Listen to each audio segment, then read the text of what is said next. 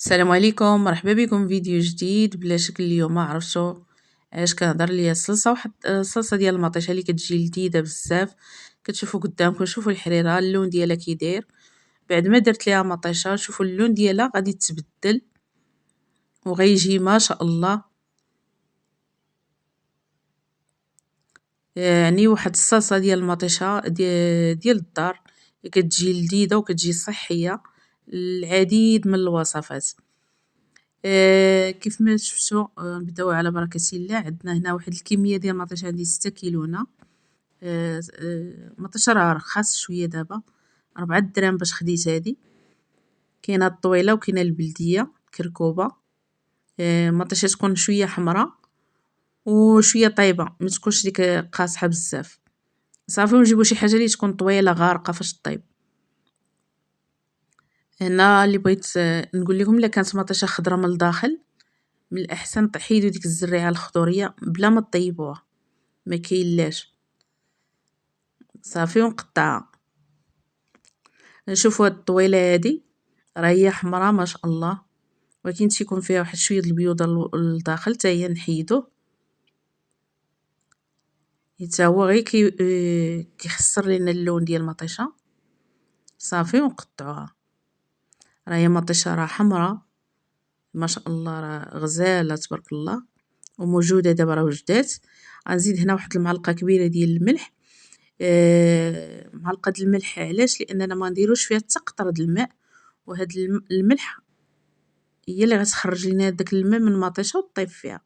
واحد الحبه ديال البربه صغيره تكون زوينه بحال هكا، تكون حمراء ما تكونش بيضه من الداخل. صافي، ونسدو عليهم ونخليوها على عافيه مهيله حتى طيب على خاطرها. شوفوا تبارك الله، راه كانت كميه كثيره ونزلت. تلقات الماء ديالها طابت، غادي نصفيها من داك الماء ديالها، راه كله حموضه، ما كاينلاش يبقى. وتبقاو طيبوا فيها تتبخر. كتشد الوقت اللي خليتو الماء وخليتوها تتبخر، راه كتشد الوقت. من الاحسن صفيوها.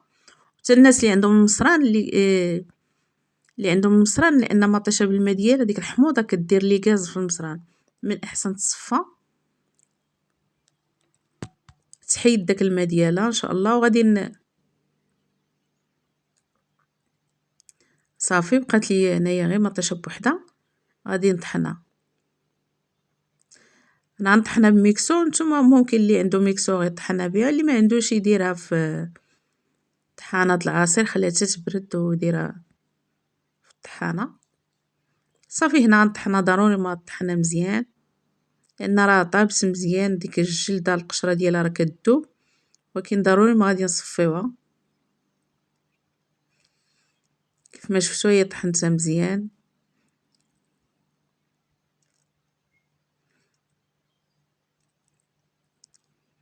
شوفوا ما شاء الله كيفاش جات، ولكن ضروري ما غندوزها في الشبكه. انا هنا غادي ندوزها في الماكينه ديال مطيشه النيت. اللي ما عندوش هاد الماكينه يدير الشبكه. هاد الماكينه سريعه سريعه بزاف، ما كتعذبش، ماشي بحال الشبكه داغي كتصفي مطيشه. واخا طحنات مزيان ضروري الصفايه باش تحيد منها الا كاين شي زريعه غليظه ولا قشره غليظه.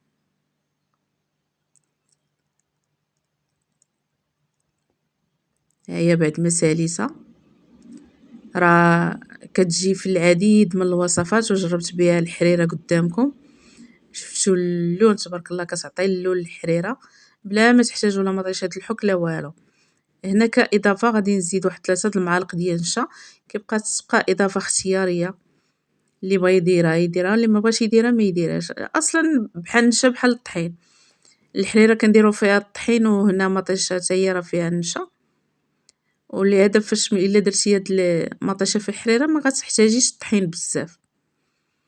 هنا درت نشا باش يختر ليا مطيشه تزيد تعقد.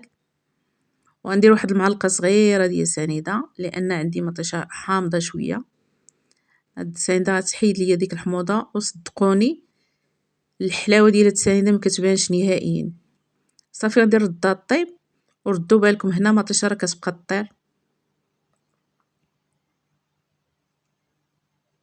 صافي، نخليوها تطبخ مزيان ضروري.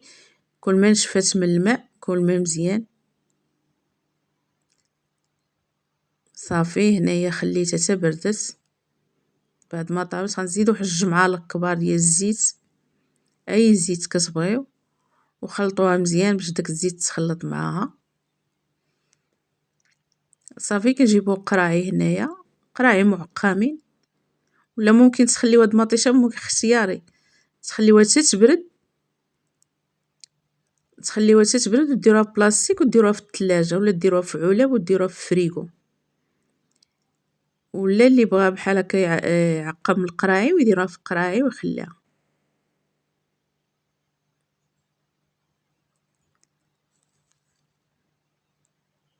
صافي كيف ما شفتوا بطبيعه الحال قلنا القراعي راه معقمين وناشفين من الماء نهائيا.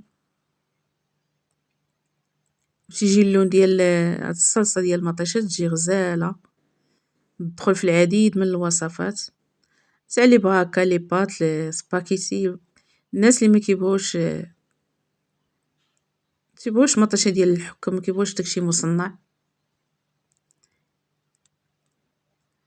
بعد ما كنعمر هاد القراعي هادو غادي نسدو مزيان، وهنا ضروري ملي يضغطوا عليهم هاد الشرطه تنحسوا بها كتدخل، نضغط مزيان مزيان تنحس بها صافي راه تسدت.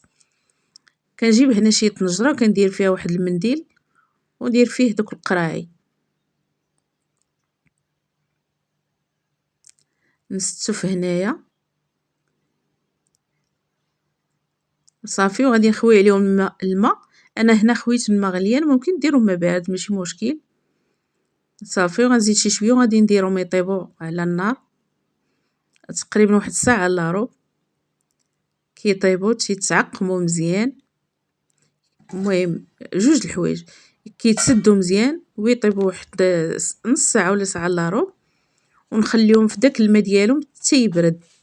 كيف ما شفتوا دابا بعد ما بردوا صافي كنشفهم بحال هكا وكنقلبهم على الفم ديالهم.